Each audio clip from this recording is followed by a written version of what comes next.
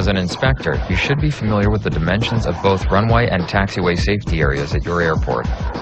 While the dimensions vary depending on the type of aircraft that use the runway, a safety area is defined as a rectangular area, usually turfed, centered on the runway centerline, and includes the runway itself, as well as the runway shoulder.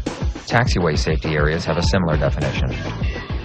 Normally, the safety areas should be able to support equipment for snow removal, firefighting, and rescue operations, and also to be able to help the occasional airplane that leaves the pavement and protect it from major damage. Therefore, the safety area must be cleared, drained, and graded, and have in it only that equipment that the FAA has determined as being absolutely necessary.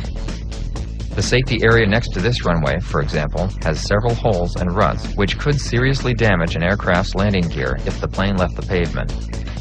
Edge lights, signs, and navigational aids are examples of equipment that are permitted in a safety area, but the bases for them should be at ground level, and they should be mounted on frangible couplings so that they can easily break away if struck by a moving aircraft. And safety areas must be well drained, because standing water keeps the ground soft and consequently makes it impossible for emergency vehicles to move easily. The inspector should also note any area where water runoff has caused ruts. Remember, only authorized equipment should be in a safety area. It is not a storage area. Construction and maintenance operations can cause very real safety problems. Contractors have been known to quit work for the day, leaving piles of dirt, open trenches, tire ruts in the safety area, or even manholes uncovered. Maintenance workers have also been known to compound existing hazardous conditions.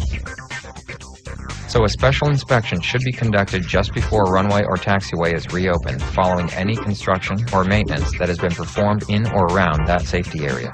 Any time an aircraft has left the pavement and entered a safety area, a special inspection should be made to ensure no ruts or holes have been made by the aircraft's tires or by personnel or equipment during the recovery operation.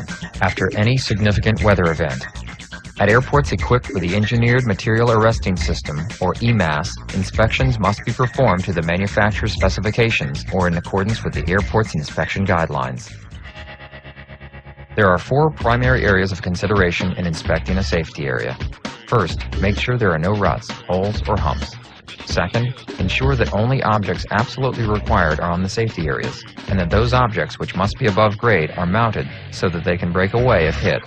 Third, make sure that the bases of objects have not been exposed as a result of erosion. And finally, look out for construction and maintenance activities, and be sure that no hazardous conditions have been created because of that work. Remember that discrepancies should be noted on the inspection checklist so that any hazardous conditions can be corrected.